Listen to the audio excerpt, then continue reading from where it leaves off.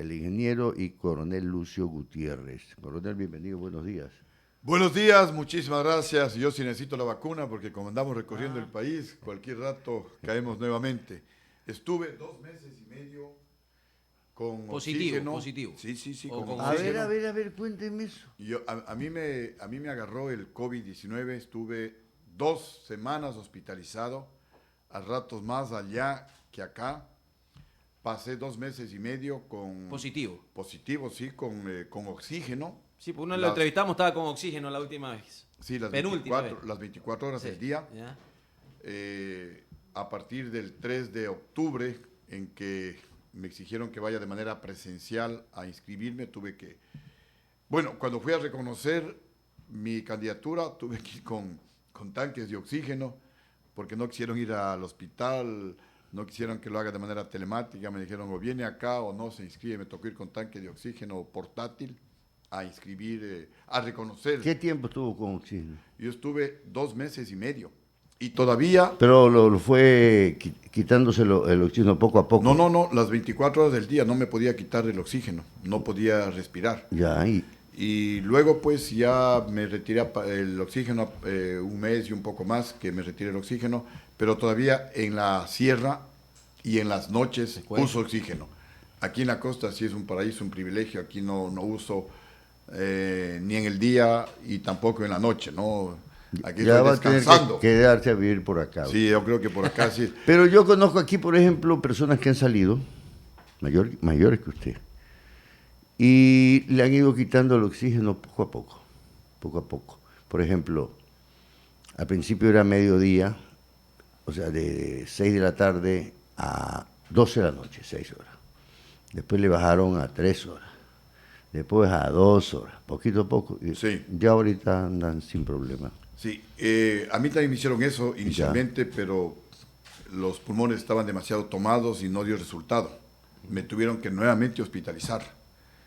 Y entonces me recuperaron, me ponían 10 litros de oxígeno y de ahí iban bajando. Ya cuando llegamos a 2 litros de oxígeno, me enviaron a la casa, pero debía estar las 24 horas del día con oxígeno. Dígame algo.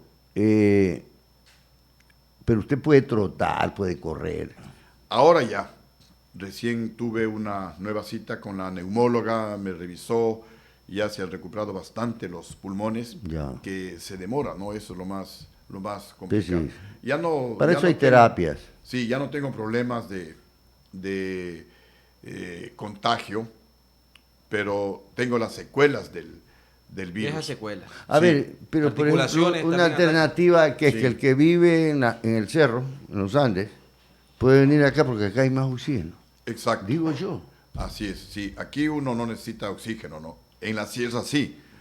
Quito, Loja, Suay, en la noche tengo que usar oxígeno para dormir. La sierra está sin COVID, necesitamos oxígeno. Sí, pues. ¿Cómo? Hasta sin COVID necesitamos oxígeno. Claro, así es. ¿Ah?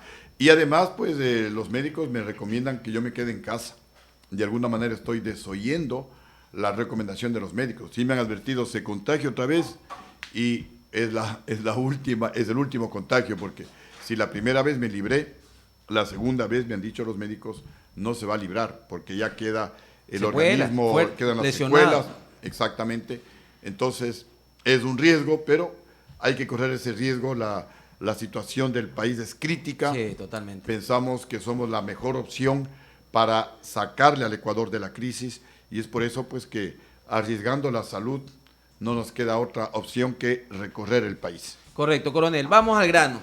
Ahí está don Iván Alarcón, también se suma aquí. Yo siempre repito, y aquí está su compadre que no me deja mentir, que yo he entrevistado a todos los precandidatos a la presidencia del país, a todos. Y yo veo, a ver, esto es lo que voy a decir y la gente que me está escuchando no lo voy a decir porque está usted aquí presente, sino que lo digo siempre y ahí está su compadre afuera que me escucha todos los días.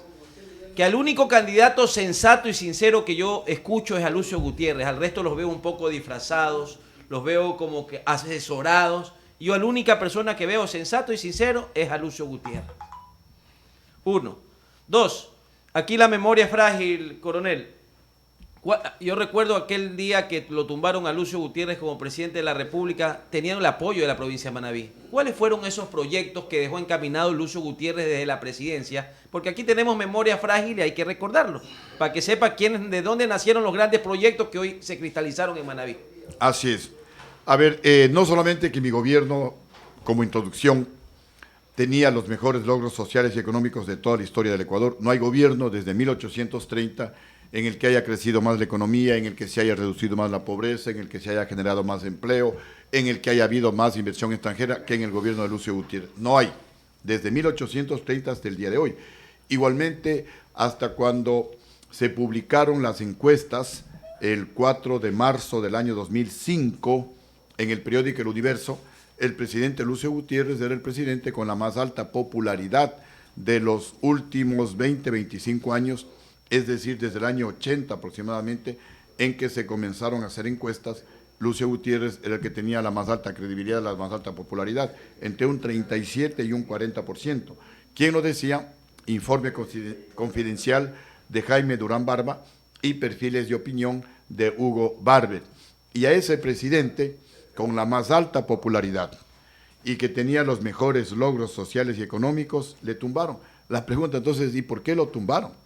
Porque Lucio Gutiérrez estuvo recuperando la plata que se robaron los banqueros. Recuperamos en mi gobierno más de $1,000 millones de los 8,000 que se robaron los banqueros con el feriado bancario. Encarcelamos a 5 banqueros, a los que no querían pagar las deudas que tenían con el Estado, les incautamos bienes, entre ellos al hermano de León Febres Cordero. Todo esto irritó a la oligarquía, irritó a la bancocracia, y a esto se sumó mi anuncio de traer a la banca extranjera para que en base a la competencia con la banca privada ecuatoriana se rompe el monopolio de la banca privada ecuatoriana y bajen drásticamente las tasas de interés de los préstamos. Y como les digo, esto irritó a la oligarquía se unió capitaneados por León Febres Cordero, compraron a los generales traidores que me quitaron el respaldo. Los propios diputados socialcristianos que no estaban de acuerdo con el golpe de Estado, a través de mi hermano Gilmar, que también era diputado, me hicieron saber que León Febres Cordero, asusado por su yerno, Miguel Orellana, y por Javier Neira, eran los golpistas. Los diputados socialcristianos no querían el golpe de Estado y me pedían que cambie la cúpula militar. Yo llamé a la cúpula militar a mi despacho, les increpé que estaban conspirando contra mi gobierno. La cúpula militar me juraron lealtad eterna, que jamás podían conspirar contra mi gobierno. Mi error, y por eso pido perdón al pueblo ecuatoriano, fue creer en la cúpula militar y no en las advertencias que me hacía mi hermano por pedido de los diputados socialcristianos. Faltando unas 2 semanas, el propio Pascual del Chopo decía, bueno, pero por favor cambie esa cúpula, el golpe está listo, se han reunido, te van a sacar de la presidencia. Yo creí más, repito, en la palabra mentirosa de Víctor Hugo Rosero Barba, jefe del Comando Conjunto, del general Luis Aguas, comandante del Ejército, del general Hernán Ayala, comandante de la Fuerza Aérea en la época, que en las advertencias que me hacía mi hermano, en las advertencias que me hacía el diputado Pascual del Chopo. Resultado, los generales me quitaron el respaldo, se cayó el gobierno, los 5 banqueros que estaban presos salieron libres, se devolvió como parte del acuerdo con los generales todos los bienes que habíamos incautado, entre ellos al hermano de Febres Cordero, y lo más grave, ecuatorianos, no se ha vuelto a cobrar un solo dólar más de la plata que se robaron los banqueros. De ahí que una de las principales propuestas y compromisos de honor que yo tengo con el pueblo ecuatoriano es recuperar el resto de la plata que los banqueros nos deben a los ecuatorianos. Punto y aparte. Y también, pues, ahora que estamos acá en Manabí, mi compromiso de retomar todos esos grandes proyectos estratégicos que los comenzamos en la provincia de Manabí con la finalidad de abrir un nuevo polo de desarrollo y romper ese bicentralismo que significa Quito y Guayaquil. Y es por eso que comenzamos con la reconstrucción vial de Manabí, que luego la continuó Rafael Correa, hay que reconocerlo, pero que hoy hay que hacer una nueva reconstrucción porque el 30 al 40% de las carreteras están destruidas, se hicieron con malos materiales, con sobreprecios, y faltan los caminos vecinales para que los agricultores puedan sacar sus productos a los mercados de consumo. 2, retomaremos el proyecto del eje multimodal Manta-Manaos, y parte de ese eje es la autopista que hay que construirla entre Manta, pasando por Puerto Viejo hasta Santo Domingo, luego a Quito, y de Quito, pues muchísimas gracias. Siempre tan gentil, abogado Andrade, muy gentil, muchísimas gracias. Señor doctor. Muchas gracias, El distinguido tercer colega. proyecto es el puerto de aguas profundas de Manta, que hay que retomarlo. La idea en convenio con el Brasil es que la carga de la China, de la India, en definitiva del Asia, que están casi en línea recta, ingresen por el puerto de aguas profundas de Manta, a través del eje multimodal Manta-Manaos. Una parte se vaya por aire a través del Aeropuerto Internacional de Manta y otra parte por tierra, sea por autopistas o por vía férrea, hasta un lugar navegable en el río Napo, y luego pues se van por agua al Amazonas, y de ahí pues hasta Manaos. Y también la carga de Brasil hace el recorrido inverso desde Manaos. Le acoto algo, coronel. Es creíble y construible esa carretera que ya hasta lo mismo, porque esto se lo inventa no sé quién, y en los 10 años de Correa, en los 14 años, porque para mí es una sola, los 14 años que han pasado, mi criterio personal, porque el resto digan que no. Eso es inconstruible. ¿Cuál? Que es que la Manta-Manaos, prácticamente que era una falacia de decir, hablar de la Manta-Manaos, porque si nos vamos a recorrer la Manta hasta Manaos, nos vamos a dar cuenta que eso es imposible. Mire, cuando hay voluntad política nada es imposible. Y aquí se firmó ya un convenio, había hasta el crédito, el préstamo que hacía el Banco de Desarrollo de Brasil. Se firmó el acuerdo con Lula porque de manera estratégica y por geopolítica le interesa al Brasil convertirse en país bioceánico. Como el Ecuador cortó esos grandes proyectos, los brasileños comenzaron a salir por el Perú, pero eso es mucho más costoso. Saliendo por Manta es prácticamente una línea recta, y sí se lo puede hacer porque esto pues significa desarrollo. Imagínense la carga inmensa que viene desde la China, ingresa en línea recta por el puerto de Manta, y desde Manta se distribuye a todo el continente, a todos los países del continente. Y lo mismo, de todos los países, se concentra la carga en Manta y en línea recta se va hacia la China. Es decir, si es posible la Manta-Manaos. Sí, es posible. Y el otro proyecto pues era el Aeropuerto Internacional de Manta, para lo cual entregamos la concesión en mi gobierno al alcalde de Manta. Jaime Estrada, me acuerdo, era el alcalde de Manta. No, en ese Jorge momento. Jorge Zambrano. Jorge Zambrano. Jorge Zambrano. Para que Jorge Zambrano busque el socio estratégico y le convierta al aeropuerto de Manta en uno de los primeros de América Latina.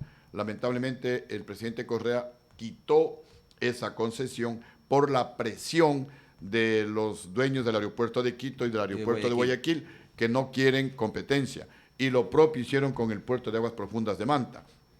Los guayaquileños, que no quieren competencia, obligaron a que Rafael Correa termine con esa licitación del puerto de aguas profundas de Manta, y se cayó ese proyecto, y pues lo dieron ímpetu o prioridad al puerto de Pozorja, es decir, todo concentrando en la provincia del Guayas, cuando Manta tiene mejores condiciones técnicas para que buques de alto calado... A ese punto quería llegar, coronel. ¿Por qué? Porque aquí, por ejemplo, a cada rato entrevisto a un candidato a presidente de Quito, de Guayaquil, pero sí a los asambleístas. Yo siempre les hago una pregunta a los asambleístas del Partido Social Cristiano, de la Izquierda Democrática, de los jefes cuando son de Quito y Guayaquil. ¿Qué pasa cuando estés en la asamblea y vengan normas que no perjudiquen al puerto de Manta y para beneficiar Pozorja? ¿Qué van a hacer ustedes? Y en buena hora usted toca al coronel este tema, porque aquí nosotros estamos, los manavitas, estamos cansados de que cada vez que viene un candidato,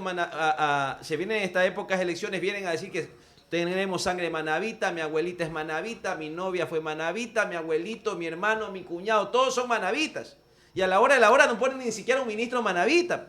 Y aquí nos tienen engañados con el aeropuerto internacional de Manta, que estratégicamente, junto al puerto de Manta, estratégicamente y geográficamente vendrían a ser los mejores de Sudamérica, porque estamos en la punta de Sudamérica. Claro. Y a la hora de la hora, Nada.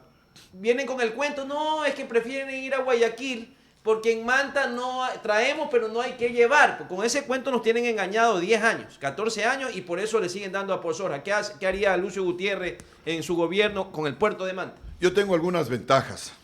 Primero, soy el único presidente o el único candidato que ya fui presidente.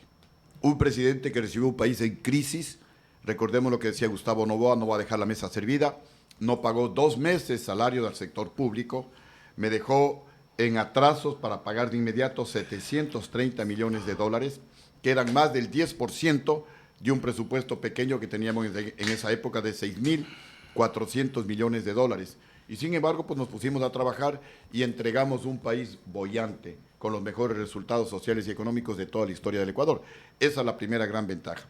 La segunda ventaja, yo soy militar y los militares tenemos una conciencia nacional.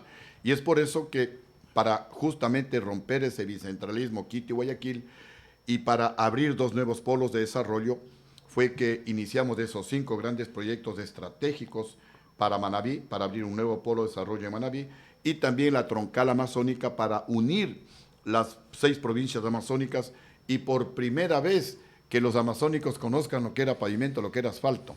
Hasta antes de que yo sea presidente de la Amazonía solo sacaban el petróleo y eran unas carreteras, pero de llorar. Nosotros hacíamos desde el Tena a Quito 12 horas por carreteras, pero llenas de piedra, de polvo, y ya cuando llegábamos a Ambato recién veíamos el pavimento.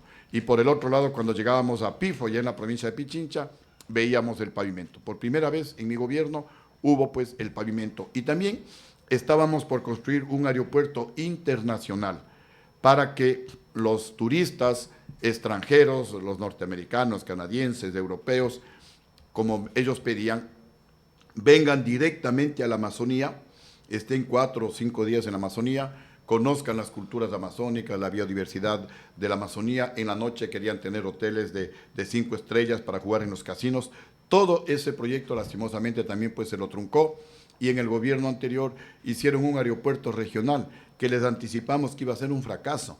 ¿Quién se va a ir por avión, que sale mucho más caro de Quito al Tena, cuando se puede ir por tierra mucho más rápido y con la quinta parte del costo? Es por eso que ese aeropuerto está ahí 4 años, no vuelan, no aterrizan ni los pájaros, peor los aviones, 50, 60 millones de dólares botados, porque nadie utiliza ese aeropuerto y se gastan en seguridad que tiene que mantener ese aeropuerto. Es por la falta de visión y por los intereses que existen en Quito y Guayaquil, que también no entienden que el momento que se abran nuevos polos de desarrollo, la gente de la migración interna que se realiza a Guayaquil, que se realiza a Quito, ya se quedarían o vendrían a Manabí o se irían a la región amazónica, y Quito y Guayaquil podrían un poco respirar. Pero como no permiten que otras regiones se desarrollen, la gente sigue migrando internamente hablando a estas 2 grandes ciudades, y por eso tenemos los cinturones de miseria. Y había un quinto grande proyecto para la provincia de Manabí, el complejo petroquímico de Jaramijó, que consistía en a más de la transformación de derivados del petróleo, botones y plásticos y todo lo que se puede hacer del petróleo, una planta de alta conversión de 300,000 barriles diarios de petróleo. El costo era de cerca de 5.000 millones de dólares con inversión extranjera, y este proyecto debía estar funcionando en el año 2010. Lamentablemente, pues el golpe en contra de mi gobierno dado por los generales traidores por el mando militar truncó estos 5 grandes proyectos para Manabí, y ahora pues pensamos nuevamente retomarlos. Obviamente pues habrá que hacer una gran encuesta, una gran discusión, una gran socialización con todos los manabitas para ver qué proyectos de los 5 quieren que se los retome, y los retomaríamos. A ver, coronel. O los 5 o los que considere el pueblo manabita más importante. A ver, coronel, aquí lo está escuchando casi la mayoría de los manabitas. Aquí este es el noticiero que se pasa por Radio Capital y RNC, el más escuchado, y casi todo Manabí lo va a escuchar, porque eso queda en el Facebook y las reproducciones se van viendo a cada rato, durante el día hasta el de largo, ¿no? Con Lucio Gutiérrez como presidente, ¿será realidad el puerto y el aeropuerto internacional de Manta? Ofrézcale a los manabitas, comprométase con ellos. Por supuesto que sí. Aquí nadie se ha comprometido en eso. Así es, me comprometo públicamente porque ya lo hice. O sea, esa es la gran ventaja que yo tengo frente a los otros candidatos. Dice, voy a hacer esto otro. Lucio Gutiérrez ya lo hizo. Y ahora con experiencia lo haré mejor. Ahora con mucha más fuerza, ya no me voy a dejar... ¿No se va a dejar llevar por las mafias oligarcas de Quito y Guayaquil? No, justamente fue la banca. Ese fue su error, en su gobierno, y aquí le estoy diciendo. Sí, así es. Pero el error fundamental fue creer en la palabra de los generales traidores. Yo pensé que generales que son formados en valores, vicealmirantes que se supone son formados en valores, si me decían que no van a actuar en el golpe de Estado, yo les creo. Y no le creí a mi hermano, que me advertía, que me pedía que cambie a la cúpula militar. Es más, le tuvimos en Quito más de 2 semanas al general Wilson Torres, general en servicio pasivo, que estaba de embajador en Colombia, lo trajimos a Quito para cambiarle al ministro de Defensa y a toda la cúpula militar. Pero me dejé convencer por la cúpula militar, porque también le llamé al vicepresidente Palacio, ¿no? Él también me dijo, me dijo, presidente, si yo, gracias a usted, llegué a ser vicepresidente, jamás yo hubiera sido vicepresidente y yo no le puedo traicionar a usted. Pero a Palacio casi ni le menciono porque él fue utilizado por los socialcristianos como títere, pero sí me duele que estos generales hayan traicionado, no a Lucio Gutiérrez, hayan traicionado a Manabí, porque estos 5 proyectos ya debían haber estado funcionando. El Ecuador hubiera sido diferente. El Ecuador en mi gobierno crecía en el año 2004-2005 8.82%. El crecimiento económico más alto de toda la historia del Ecuador, el más alto de América, el segundo crecimiento más alto del mundo. El Ecuador crecía más que Chile. El Ecuador recibía más inversión extranjera que Chile. Si los generales no daban el golpe, hubiéramos firmado en el 2005 los acuerdos comerciales con la Unión Europea, hubiéramos los ecuatorianos tenido la visa Schengen para viajar directamente a Europa sin hacer los trámites ahora para que nos den la visa, y también pues el acuerdo comercial con los Estados Unidos. Y las inversiones que en mi gobierno bordeaban los 1.600, 1.700 millones de dólares, Chile recibía como 1.200, se hubieran multiplicado como en Chile por 10, por 15. Hoy Chile recibe sobre los 18.000 millones de dólares de inversión. Colombia, que recibía como 1.000 millones, hoy recibe como 17.000 millones. Se han multiplicado por 17 las inversiones en Colombia. Perú, que recibía como 900 millones, hoy recibe como 12.000 millones. Se multiplicaron 13 veces las inversiones en el Perú. En el Ecuador estaríamos recibiendo 23.000, 25.000 millones de dólares de inversión extranjera. La cantidad de trabajo que habría para el Ecuador, las exportaciones se hubieran incrementado, el trabajo que en mi gobierno se generaba a más de 250.000 empleos por año en el sector privado, posiblemente se hubieran duplicado a 500.000. El Ecuador estaría igual o mejor que Chile en la parte económica y estaríamos en el camino directo para convertirnos en un país del primer mundo y no en la situación desastrosa en la que actualmente nos encontramos, con la corrupción imparable, la pobreza, el desempleo que aumentan.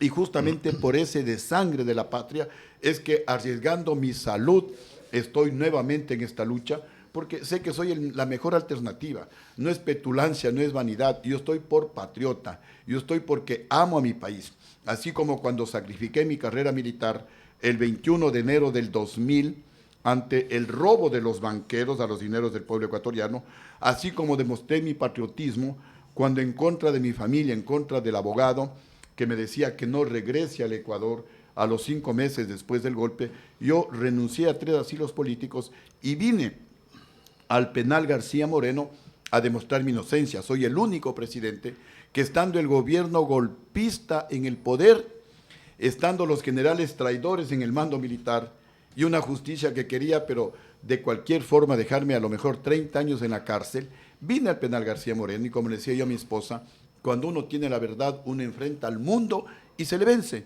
Vine a la cárcel 6 meses en el penal García Moreno, demostré mi inocencia porque todo era pura mentira, pura calumnia, que tenía pozos petroleros con mi hermano Gilmar, que tenía haciendas por Quinindé, que tenía casas, bueno, un sinnúmero de mentiras que se inventaron. Vine y dije, a ver, ¿en dónde están pues las haciendas, las escrituras, en dónde están los pozos petroleros? Todo fue calumnia y mire cómo camino, como ustedes me vieron el día de hoy, solo, sin guardaespaldas, simplemente pues con esta esperanza de que el Ecuador cambie. Coronel, yo lo he escuchado. Usted ha dicho las cifras y ya las conocía yo, que tuvo en su gobierno. Pero el problema que tenemos aquí en el Ecuador es que viene un buen gobierno, después viene uno malo, ¿no es cierto? Destruyen lo que se hizo antes. Nosotros planteamos que para asegurar que eso no pase, debe cambiarse el modelo de Estado. Sí. Nosotros tenemos un modelo de Estado centralista. Miren que ahorita le dicen a los gobiernos, bájenle el retorno. Le dicen a los gobiernos, disque autónomos descentralizados, así es que les llaman, es una patraña. ¿No? Un nombre larguísimo, raro y que no se cumple. Sí, no se cumple. Les dicen 800 millones no les vamos a pagar y fuera de eso les deben cualquier cantidad de plata. El zar del Ministerio de Finanzas allí, el gordito ese, que fue ministro suyo, está allí lo mismo que el anterior, ¿cómo se llama? Martínez, hacen lo que les da la gana. Toman decisiones que golpean al resto del país. Quito no tiene problema, porque Quito tiene una burocracia inmensa que recibe su cheque todos los meses, ¿no es cierto?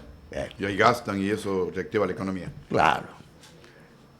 ¿Por qué no cambiar un modelo de Estado en donde se le entregue el poder a los gobiernos locales? ¿No es cierto? Se va a achicar el aparato burocrático de Quito, sí. Va a crecer un poco en las provincias, pero eso es generar trabajo en las provincias del país, en los que nunca nos han parado bola. Un modelo de Estado en donde tenga ciertas competencias el gobierno, que se quede con competencias, Fuerzas Armadas, Policía, tal vez función judicial, qué sé yo. Pero el resto no, entregarle las competencias con los recursos. Y que los recursos económicos, si usted mañana deposita $1.000 de impuestos, automáticamente al ingresar en un banco, un software de computación dispara tal porcentaje a las alcaldías, a la alcaldía de Tena tanto, a la alcaldía de Quito tanto, a la de Rocafuerte tanto, a la de Guaranda tanto, qué sé yo, pero automáticamente, ¿no? Y lo que le corresponde al gobierno. Obviamente, petróleo, minas, la explotación de minas que no le deja mayor cosa al Estado, se la llevan todos casi. Si usted ve los porcentajes que le dan al Estado es mínimo. Es nada. Bueno, nada. Ciertas cuestiones ingresarían, sí, el manejo el gobierno, pero las rentas deben estar previamente determinadas también. Todo eso en la Constitución, por un modelo de Estado que le entregue la capacidad de decidir su futuro a los mismos pueblos. Habrán unos alcaldes que se van presos, está bien, pero se van presos. ¿Y cuál es el problema? ¿No es cierto? Por otro lado, ¿hasta cuándo confiar en 137 personas en la Asamblea Nacional? Que lo que hacen es repartirse los hospitales, lo vergonzoso que ha pasado en el Ecuador en esta pandemia. Es terrible, ¿no es cierto? Terrible. No vamos a seguir, ya, eso es llover sobre mojado, criticar eso. Pero, ¿por qué no se lee a una democracia directa que se le consulte a la gente a través de un celular? Eso no es un proyecto que se va a hacer de la noche a la mañana, por eso yo no confío mucho en esos que dicen es necesaria una nueva constituyente. No es verdad, no es verdad. ¿Para qué? Para cometer los mismos errores de antes, porque lo que están proponiendo ahí como buque insignia, no, deben haber senadores y diputados. Senadores para los pelucones y diputados para los guacharnacos, ¿no? Más o menos. Con la democracia directa digital, usted vota a través de su número celular. Lo que tendría el Ecuador son 2 representantes por cada provincia del país, 48, y se acabó. ¿Y qué harían ellos? Posiblemente designación de ciertos funcionarios. Y otro tema sería darle forma jurídica a lo que quiere la gente. ¿No es cierto? Porque eso ya es técnico, lo que hacemos los abogados. ¿Qué hace? ¿Cuál es la función del abogado? Usted quiere hacer una cosa, el abogado se lo pone ajustado a las normas jurídicas, ¿no es cierto? Le da forma. Yo creo que eso nos garantiza que mañana no vamos a depender de un buen presidente, porque tenemos una constitución que el poder se lo entrega a los organismos, a los gobiernos autónomos de cada cantón del país. ¿Por qué no caminar por ese lado? Yo noto que los candidatos a la presidencia no quieren hablar de eso, porque como que dicen, no, es que después pierdo los votos de Quito. Entonces estamos jodidos ahí. ¿Cómo ve usted ese planteamiento, coronel? Completamente de acuerdo. Y justamente algo de eso hice en mi primer gobierno. ¿Qué es lo que yo decía en mi primer gobierno? Cuando un país como el Ecuador está en crisis, el que tiene que ajustarse los cinturones es el gobierno, el que tiene que reducir el gasto público es el gobierno, al pueblo hay que darle oxígeno, al pueblo hay que bajarle las tasas de interés, al pueblo hay que bajarle los impuestos, al pueblo hay que darle empleo. Y justamente a pesar de la crisis, a pesar de los 2 meses de sueldos que no había pagado el presidente Gustavo Noboa a los municipios, a las prefecturas, a las Fuerzas Armadas, a la Policía Nacional, etcétera, yo incrementé la asignación a los municipios y prefecturas del país en un 50%. No faltaron gente que me decía, pero ¿cómo que estás dando a tus adversarios para que se luzcan? Yo les decía, los alcaldes y prefectos no son adversarios del presidente de la República, son socios en la generación de empleo, porque ese dinero lo van a invertir y van a generar empleo. ¿Y qué es lo que estamos hoy proponiendo para cumplir aquello de que es el gobierno el que tiene que ajustarse los cinturones y al pueblo darle oxígeno? No vamos a hacer cambios a través del Congreso Nacional, que no los va a realizar, tampoco a una asamblea constituyente, que sin dejar de ser una alternativa, pero es muy costosa, muy demorada, tienen que votar 4 veces los ecuatorianos. Entonces nosotros lo que proponemos es ir a una mega consulta popular, en donde a través de un referéndum vamos a aprobar una nueva constitución. En esa nueva constitución comenzaremos colocando el nombre de Dios en la constitución para que nos ilumine, para que nos dé sabiduría a los gobernantes. Volveremos a las 3 funciones del Estado, ejecutivo, legislativo y judicial, como es en los países serios y democráticos del mundo. 4, vamos a reducir justamente el número de asambleístas a menos de 60. Habrá 2 por cada provincia, esa es la propuesta nuestra, más 1 por cada 1.000.000 de habitantes, con lo cual vamos a llegar a 55, 56 diputados, menos de 60 diputados. Bajaremos drásticamente los sueldos y salarios. Recuerden, es el gobierno el que tiene que ajustarse los cinturones, es el gobierno el que tiene que reducir el gasto público. Al pueblo hay que darle oxígeno, hay que bajarle las tasas de interés, hay que bajarle los impuestos, hay que darle empleo. Entonces, el gobierno se va a ajustar los cinturones, vamos a reducir drásticamente los sueldos y salarios a no más de $3,000. Nadie en el gobierno, ni el presidente de la República podrá ganar más de $3,000.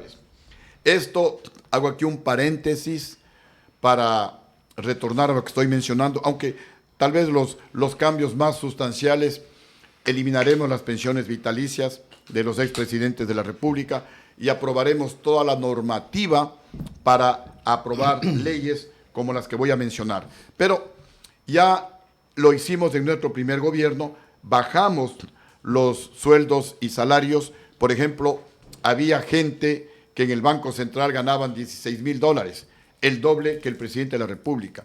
En la Procuraduría, en Petroecuador, en algunas instancias del Estado ecuatoriano, ganaban el doble que el presidente de la República. Entonces aprobamos la ley de homologación y unificación salarial, en donde nadie podía ganar más que el presidente de la República. Y me dijeron que no, que eso no está bien, que eso regula el mercado, que los que trabajan en el Banco Central, en la Procuraduría General del Estado, en la super de bancos, en la super de compañías, se van a ir al sector privado. Les dije que se vayan. Pero aquí nadie gana más que el presidente de la República. Y se les bajaron los sueldos y nadie se fue. Hoy cuando hablo de que voy a bajar los sueldos a menos de $3,000, a veces en las entrevistas o a veces la gente cuando estoy en algún sitio ahí conversando me dicen, pero los buenos funcionarios, entre comillas, se van a ir. Que se vayan, pero hoy necesitamos patriotas, porque en caso contrario el Ecuador no va a cambiar. Y obviamente pues todas estas leyes de descentralización para que el país pues funcione de mejor manera. En el caso de Manabí, ¿cómo es posible que los manavitas tengan que ir a hacer gestiones en Guayaquil cuando hay que devolverle la institucionalidad a Manabí? Entre otras cosas, la Junta de Recursos Hidráulicos, la CRM, las subsecretarías que se llevaron a Guayaquil tienen que estar aquí en Manabí. Y es más, vamos dentro de la reducción de ministerios a 12 o 13 como con los cuales yo goberné en mi primer gobierno.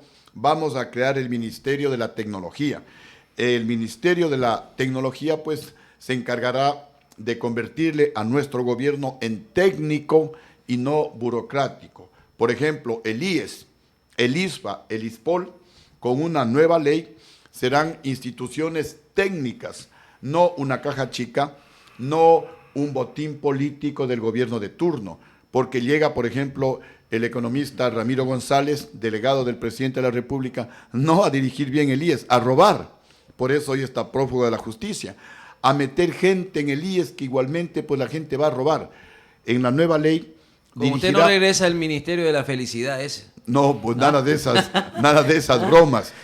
Aquí en el IES, en el ISPA y en el ISPOL estará gente técnica, expertos en inversiones en banca, expertos en inversiones en la bolsa de valores, en estudio actuarial, en auditorías, etcétera, de tal manera que le conviertan al IES, al ISPA y al ISPOL en instituciones técnicas, eficientes, que den un servicio eficiente a los afiliados, y no lo que hoy pasa, que no hay medicina en los hospitales, que le dan turno para 3, para 4 meses. Eso tiene que acabarse.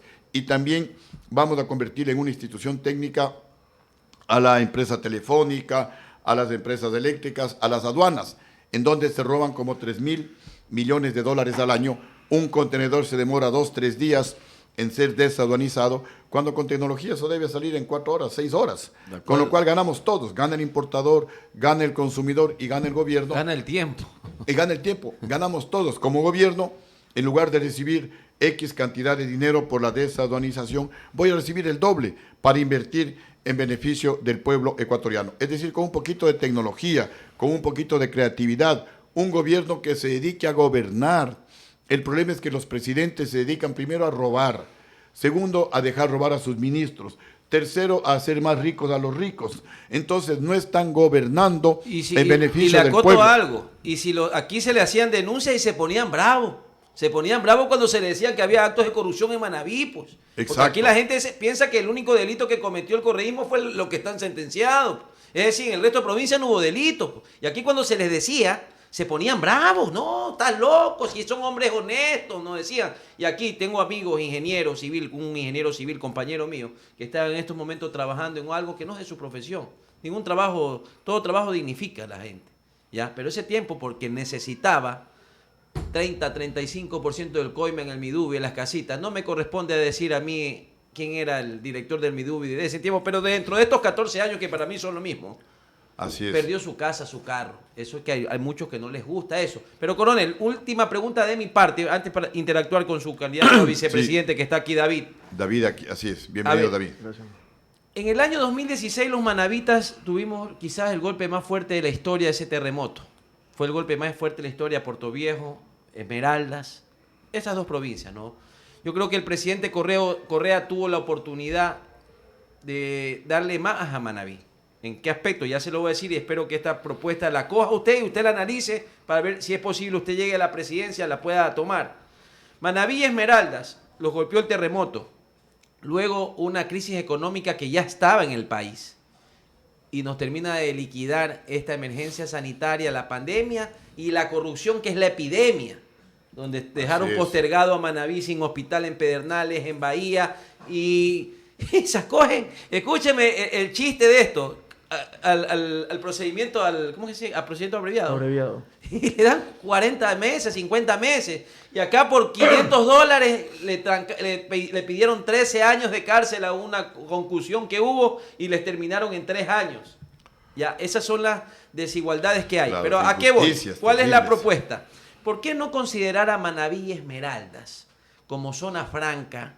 No la zona franca que había aquí en La Pila antes, que era una zona franca, era una bodega de nombre nomás, una zona libre de comercio, para que el Ecuador entero en vez de ir a la frontera del Perú, a Colombia a comprar, vengan a Manaví, Esmeraldas, para que reactiven la economía. Si ustedes se dan una vuelta por Puerto Viejo después del terremoto es la ciudad de los terrenos baldíos. Todo, la plata de la reconstrucción, todavía no hay un preso, se llevaron la plata y no está reconstruido Puerto Viejo. Peor, Pedernales, en Pedernales no tienen, se le llevaron el hospital, los pillos, se le llevaron el agua potable. Pedernales, yo creo que Dios no castiga, pero es un castigo que le da a la vida a Pedernales. Pero son estos pillos, porque como usted nombró a las instituciones como CRM, como la Junta de Recursos Hidráulicos, las instituciones no son las malas. Los malos son los malos funcionarios que llegan por alguien decía, un candidato de la zona norte decía, hay que desratizar la función pública. Pero desratizarla, no sacar ratas y poner a más ratas. ¿Qué le parece, coronel, poner a Manaví Esmeralda como una verdadera reactivación económica, como zona franca, libre comercio, 1 año, 2 años, o abrir, condonar impuestos a inversión extranjera, porque es una forma de reactivar económicamente el país, porque dicen que no hay plata, no hay trabajo, los únicos que generan trabajo es la empresa privada, chiquita, mediana o grande, que el trabajo es a diario, porque sabe a uno, hay la oportunidad para un chofer, para un control, chiquita, mediana o grande, porque usted sabe que las instituciones públicas, si no tiene padrino, no llega. ¿Por qué no considerarlo eso, por ejemplo, poner 2 risores en Esmeraldas, 2 en Manaví, en la zona norte, en la zona sur? Le quitamos 5 años y que no paguen impuestos. 10, póngale, pero trabajen con la gente allá, capaciten a la gente allá, alguna manera de reactivar la economía. La gente de otras provincias vendría a Manaví y a Esmeralda, así sea a comprar un agüita, la tortilla en el carretero. Eso es una forma de reactivar económicamente y tuvo la oportunidad, el presidente Correa tuvo la oportunidad de hacerlo, quería tanto a Manaví. Lenín Moreno tuvo la oportunidad de hacerlo. ¿Sabe cuántas obras hizo el gobierno de Lenín Moreno en Manaví? Ni una, y ni siquiera mantenimiento a las obras que ya estaban, por eso se están deteriorando los carreteros. Sin embargo, nos tiene un plagado de corruptos aquí en Manaví, coronel. Esa era mi propuesta, que ojalá la coja. Y la última pregunta de mi parte. Sí, estamos completamente sintonizados. Yo le decía que vamos a convocar a una mega consulta popular para, a través de un referéndum, aprobar una nueva constitución con los cambios más importantes que ya mencioné, y también pues aprobar todo el marco constitucional para, entre otras leyes, aprobar un nuevo Código Orgánico Integral Penal para desratizar al país, porque sancionaremos de manera radical con cadena perpetua a todos los políticos y funcionarios públicos que se roben el dinero del pueblo ecuatoriano. Y para evitar que se burlen porque no devuelven $1 de la plata robada, se aprobará que le damos el plazo de 3 meses al político ladrón para que devuelva la plata que se robó. Si en 3 meses no devuelve la plata robada, su entorno familiar previamente investigado irá preso hasta que devuelva la plata robada.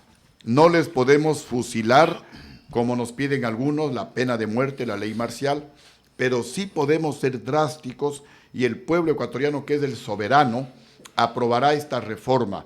Porque, como yo les digo, si quieren cambios, voten por Lucio Gutiérrez. Si quieren que el Ecuador continúe como está, que nadie recupere $1 de lo robado, que siga la corrupción, el desempleo, la pobreza, hay 16 alternativas. Si quieren cambios radicales, voten por David Norero y Lucio Gutiérrez, porque nosotros someteremos al pueblo a consulta popular, y el pueblo, que está harto del robo, de la corrupción, va a aprobar mayoritariamente lo que estoy mencionando.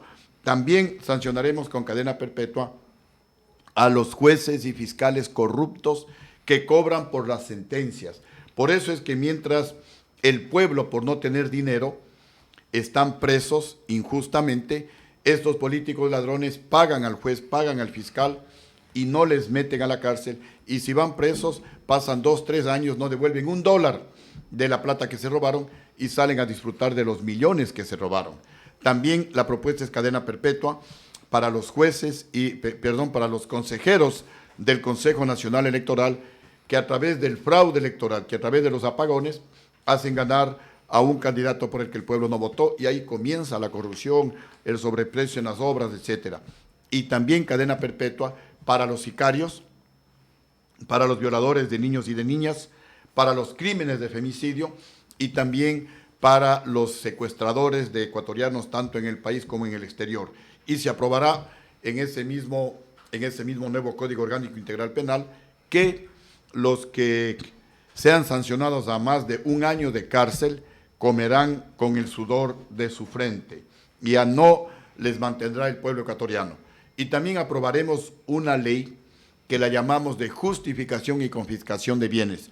Todo, repito, a través de consulta popular. Nada a través del Congreso, nada a través de una asamblea constituyente que van a desfigurar las leyes, no van a aprobar lo que estoy mencionando, y se demora demasiado, 2 años, 4 votaciones tiene que ir el pueblo, es un lío.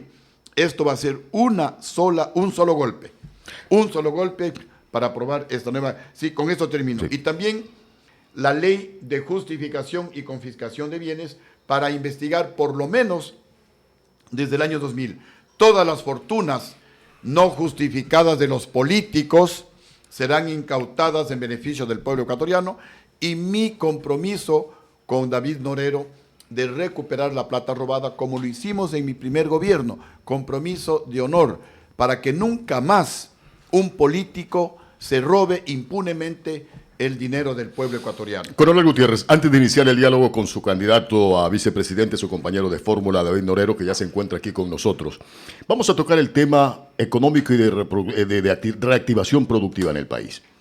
Durante su corto gobierno, durante su mandato en el 2003-2005, a usted le tocó firmar una carta de intención. Si mal no recuerdo, uno de los requisitos de los tantos que exigía el Fondo Monetario Internacional era la subida del gas a $7. Se mantuvo el gas a $1.60. Usted lo mantuvo el gas, no aceptó ese requisito. Ahora hay una nueva carta de intención firmada por el gobierno de Lenín Moreno. Hay quizás los mismos requisitos de antes con otras variantes, entre esas la subida del impuesto al valor agregado del 12 al 15%. Hay un último tramo de esta deuda soberana que tiene que ser recibida por el nuevo gobierno en el 2021. ¿Cuál va a ser su posición respecto de llegar al poder, respecto de esta situación con el Fondo Monetario Internacional, sus exigencias, pero fundamentalmente sobre aquella que tiene que ver con el incremento del impuesto al valor agregado? A ver, nuevamente, la gran ventaja que nosotros tenemos es la experiencia.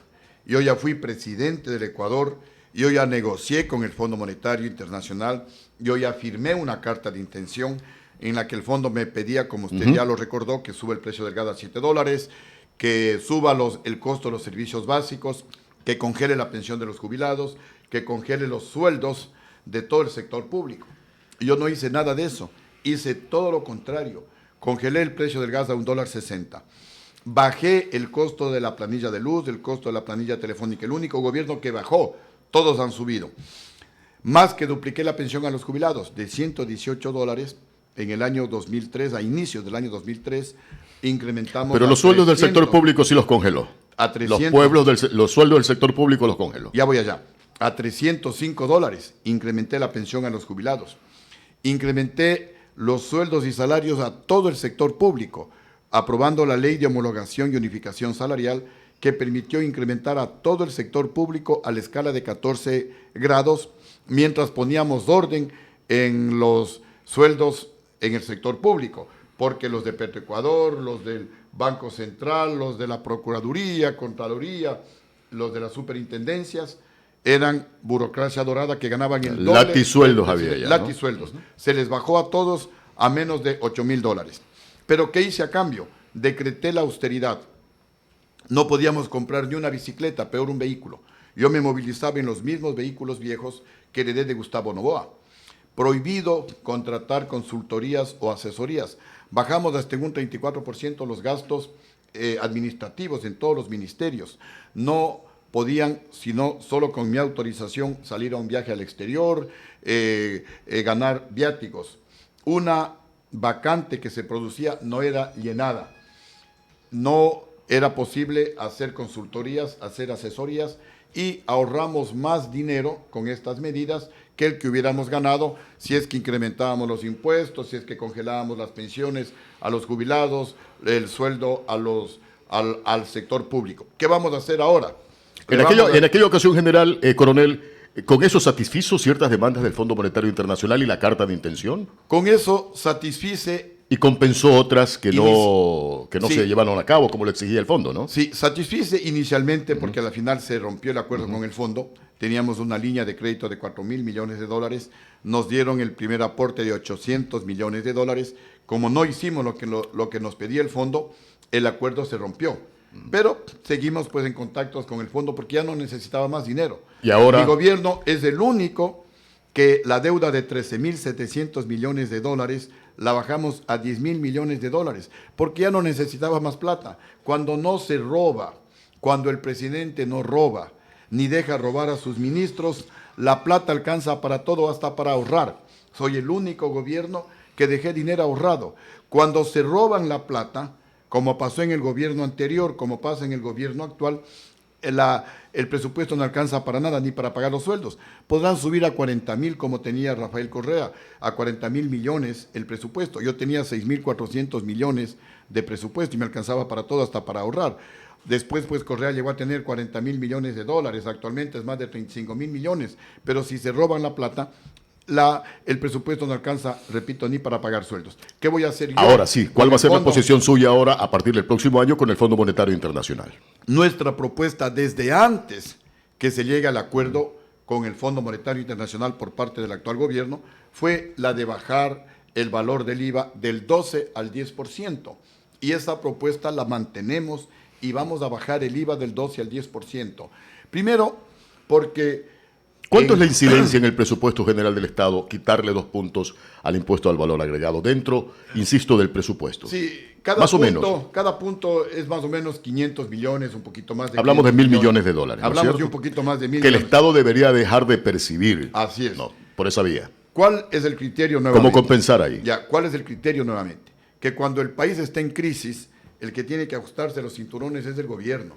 El que debe generar austeridad es el gobierno. Al pueblo hay que bajarle los impuestos, al pueblo hay que bajarle el IVA, al pueblo hay que bajarle las tasas de interés. Y eso es lo que yo voy a hacer. Ahí es que Eso entra lo que usted ha hice. mencionado en su propuesta de gobierno de una reingeniería del Estado. Exacto. ¿Es eso? Así es una reingeniería del presupuesto general del Estado, es una reingeniería de todo el Estado, porque se va a convertir en un gobierno técnico y no burocrático.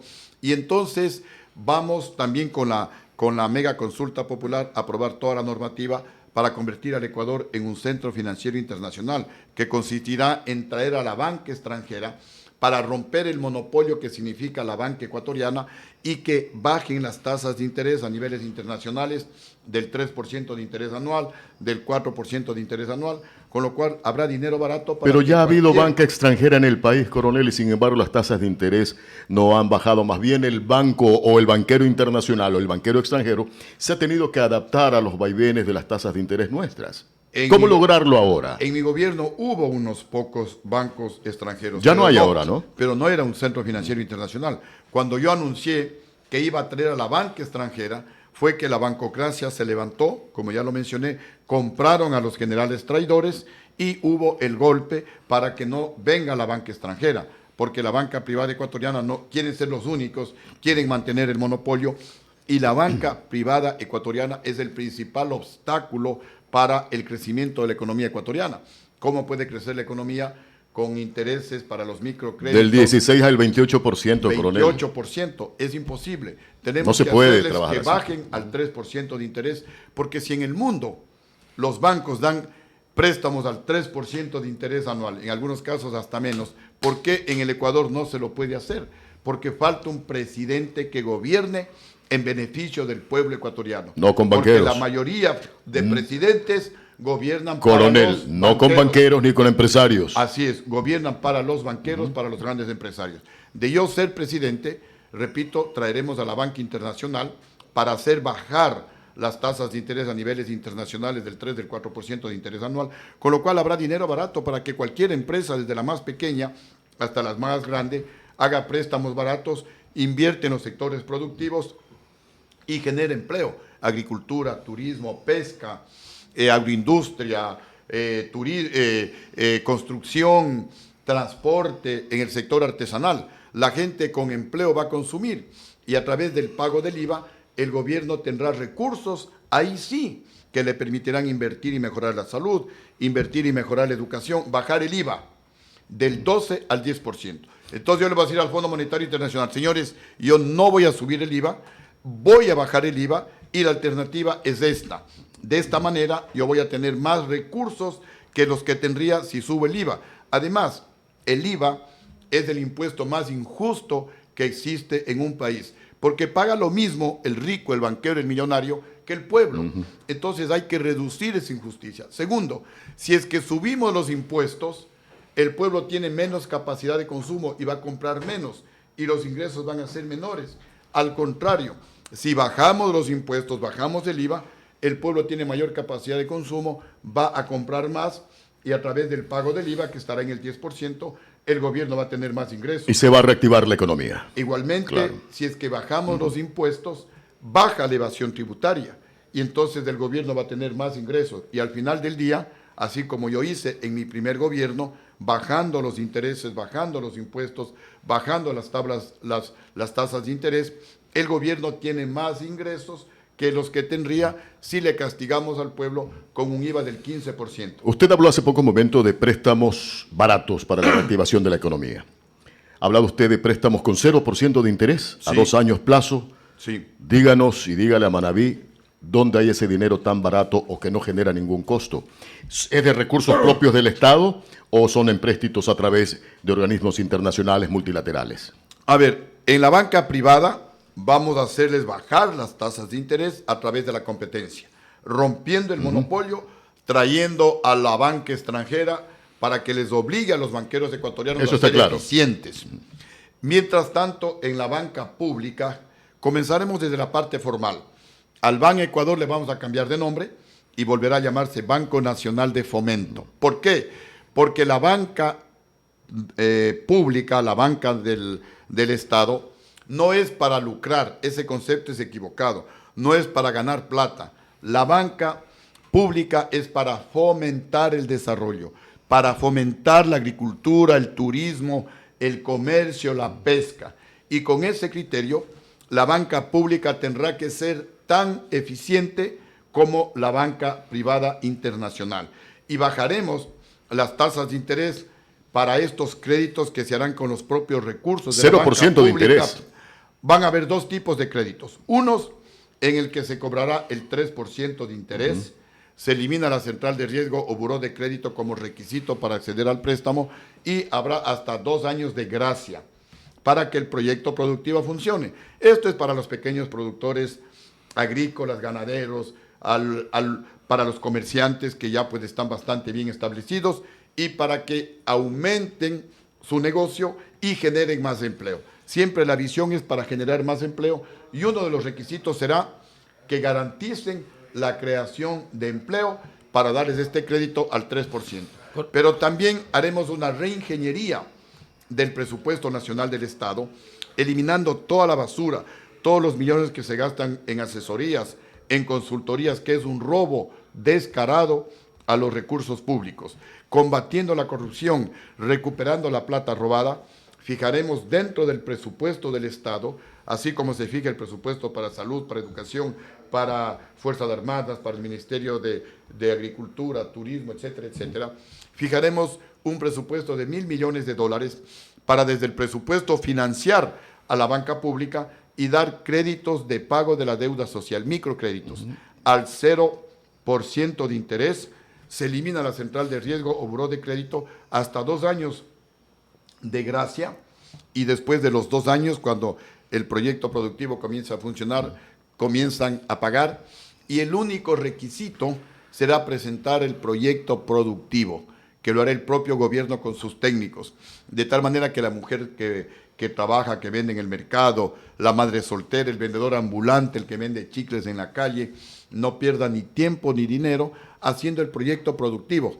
Esto es el pago de la deuda social, que solamente lo puede hacer un gobierno patriota, un gobierno con un presidente del pueblo. Esto no va a ser un banquero. Los banqueros llegan a robarnos la plata. Ya nos robaron más de $8.000 millones ecuatorianos. Los banqueros llegan y los representantes de los ricos llegan a aprobar leyes de remisión de intereses. Lo hizo Rafael Correa por 2 ocasiones, más de $4.000 millones. Y lo hizo Lenín Moreno cuando condonó deudas a los banqueros por 4.500 millones de dólares. Al Banco Pichincha, al Banco Guayaquil 50 millones, empresas petroleras, telefónicas, etcétera. A los más ricos, mientras que al pueblo le bajan las horas de trabajo, mientras que al pueblo le bajan el salario mínimo vital. Y los otros ya nos robaron, pues ya saquearon el país durante 14 años, coincido, porque el actual gobierno es una continuación del gobierno anterior. Entonces, ecuatorianos, si quieres que te sigan robando, bueno, ya qué puedo hacer. Y eso es parte también de una reforma tributaria profunda, rigurosa, muy efectiva, en torno a que los que más tienen, más paguen, más tributen Exacto. al Estado, ¿no? Y es más, yo he dicho que vamos a ver cómo se revierte esa ley de remisión de intereses. Porque como así el presidente Lenín Moreno Condona más de y 4.000 los millones de diputados intereses. condonan más de 4.000 millones de en intereses. intereses. Dinero del pueblo, ¿cómo así? ¿Cómo así? Ellos no pueden tomarse esa atribución. Y nosotros investigaremos y de ser necesario se irán a la cárcel por haberse tomado el nombre del pueblo ecuatoriano, porque esa plata significa menos medicina en los hospitales, menos universidades públicas, menos escuelitas rurales que hoy están cerradas, menos carreteras.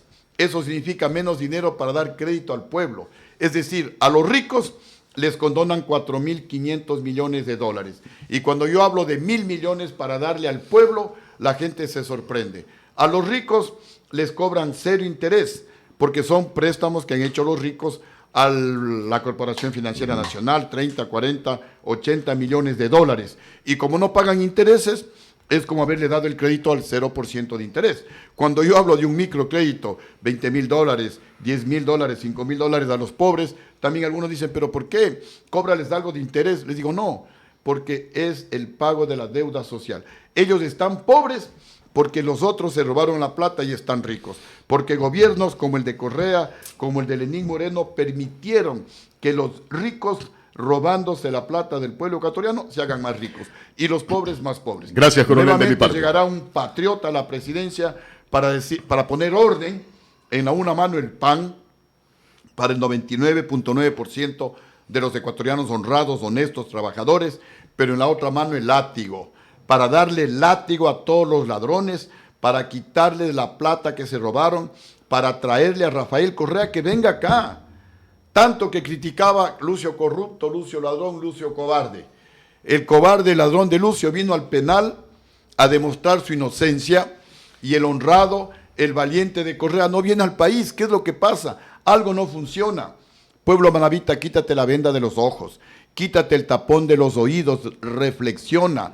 Los honrados damos la cara, los corruptos, los ladrones huyen, huyen, pueblo manabita. Yo vine a la cárcel estando el gobierno golpista en el poder, pero cuando uno es honrado, uno le enfrenta al mundo y se le vence, como hizo Lucio Gutiérrez. Entonces, pueblo, reflexiona, ya no sigas votando por los que te robaron, por los que te tienen preso, por los que no permiten que tus hijos entren a la universidad, por los que no permiten que tengas un préstamo barato, tanto en la banca pública, Banco Nacional de Fomento o Ban Ecuador, como se llama ahora, y también pues en los bancos privados. Si quieres un cambio, aquí estamos David Norero y Lucio Gutiérrez. Si quieres que las cosas sigan como están, bueno, hay 16 opciones, hay banqueros, hay los que ya atracaron el país, que nuevamente quieren regresar a llevarse lo poco que dejaron, y esa ya pues será decisión del pueblo manabita. Coronel, Gracias, una última coronel. pregunta. Ya tenemos aquí a David Norero, su candidato,